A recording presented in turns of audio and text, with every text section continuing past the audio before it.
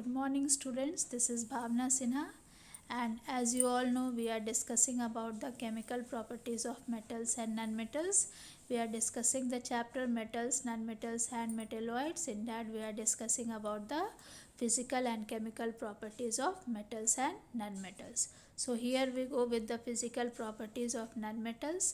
The first physical property is nonmetals may be solids, liquids or gases. Okay, they can exist in any of the following states of matter. They can exist in solid form, like some examples have given. Carbon is there, sulfur is there, phosphorus is there. They can exist in liquid form, like one example, there is only one nonmetal which exists in liquid form, that is bromine. And they can also exist in gaseous form, like oxygen is there, hydrogen is there and nitrogen is there. Okay, so nonmetals can exist in any of the three states of matter: solids, liquids or gases. But most of the nonmetal exist in gaseous form, and there is only one nonmetal which is existing in the liquid form, and that is bromine. Okay, the next one is nonmetals are soft.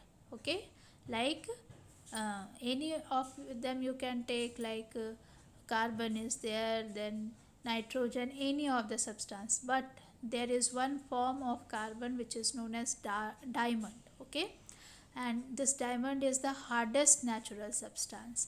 No natural substance is harder than diamond. It is the hardest natural substance. Okay, so this is also an exception here. Then nonmetals do not have luster. They do not have any shiny appearance. They do not shine. They have dull appearance. But iodine, which is a nonmetal, which is a member of halogen, its crystals are lustrous. They have shiny appearance. So it is also an exception here. All the nonmetals have dull appearance, but iodine crystals have shiny appearance. They have luster.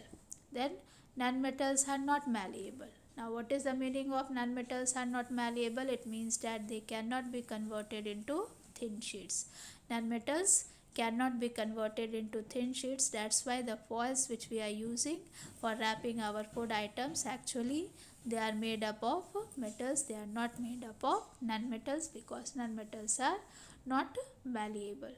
Then nonmetals are not ductile.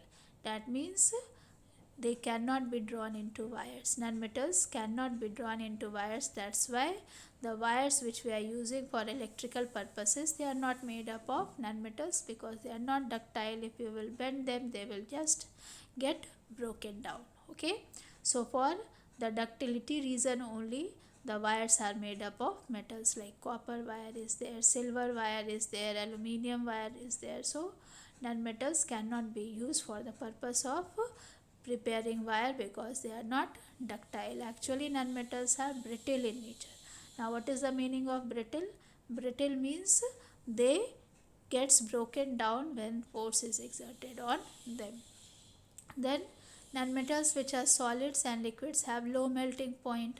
Okay, those nonmetals which are found in solid or liquid state, they have low melting point. That means they can be easily converted into gaseous or liquid state at low temperature. Okay, then nonmetals which are solids and liquids have low boiling point also. What is melting point? The temperature at which a solid gets converted into its liquid form. And what is boiling point? The temperature at which a liquid can be converted into its gaseous form. So nonmetals have generally low melting and boiling point, and they are also bad conductors of heat.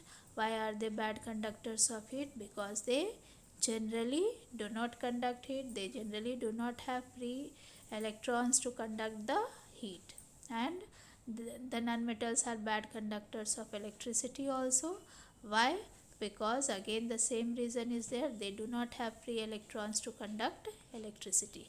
But there is a nonmetal which is an exception.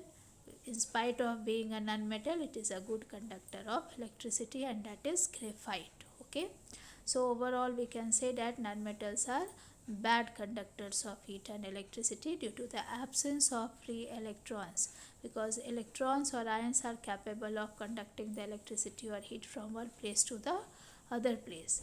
Now next is nonmetals are not sonorous. That means they do not produce any pleasant ringing sound when you will strike them. They do not produce any sound. That is why they are not used in musical instruments. In musical instruments, metals are used because they are sonorous in nature.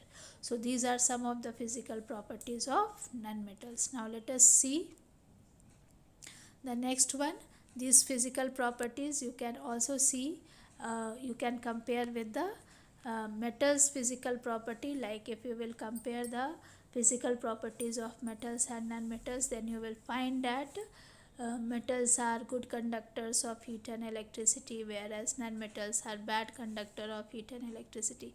Why metals are good conductors of heat and electricity? Metals are good conductors of heat and electricity because they have free electrons, and those free electrons can conduct the heat and electricity from one place to the other place. One of the nonmetal, which is a form of carbon, which is known as graphite, that is a good conductor of electricity specifically. Why? Because it has a double bonded carbon atom which breaks down, and due to the breaking of double bond and conversion of the double bond into single bond, electron gets freed, and that free electron starts conducting the electricity.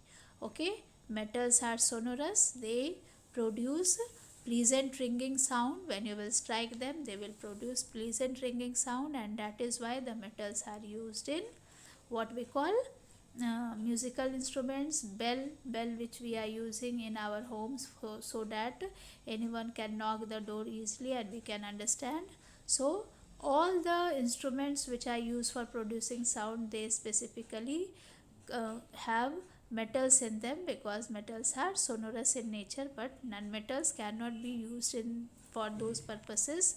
Okay, and metals are malleable also. That means metals can be converted into thin sheets, and that is why the foils which we are using, they are made up of metals.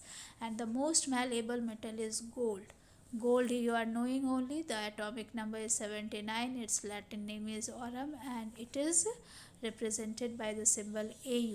This gold is the most malleable metal, and that is why Rutherford's model of atom, when he was discovering, he has done an alpha particle scattering experiment. He has taken gold foil only because gold is considered what it is, the most malleable metal. And metals are ductile also. That means they can be converted into wires, and all the wires which we use for electrical purpose, they are made up of metals. And metals generally have high melting and boiling point than non-metals. It is because they are harder than non-metals. Metals are harder than non-metals, and that is why they have higher boiling and melting point than non-metals. Okay, there is only one metal which is found in the liquid state, and that is mercury. What is the Latin name of mercury? Its Latin name is hydrargyrum, and it is found in the liquid state. There are only two elements that are found in the liquid state. One is mercury and the other one is bromine. Mercury is the only metal which is found in liquid state, and bromine is the only nonmetal which is found in the liquid state. Rest all the metals, they are found in solid state, and that is why we say that metals are hard, because they are generally found in solid state, but non-metals are generally soft because they are generally found in gaseous form. And if they are found, some of the non-metals like sulfur, phosphorus, they are found in solid state also, but they are softer than the metals. Okay, and luster also, I have told you that metals have luster, shiny appearance, and non-metals do not have luster. Now there is only one exception for this, that is iodine crystal. Iodine is a non-metal, but still it has luster, it is lustrous, it does not have dull appearance, it has shiny appearance. So these are the points of differences between metals and non-metals.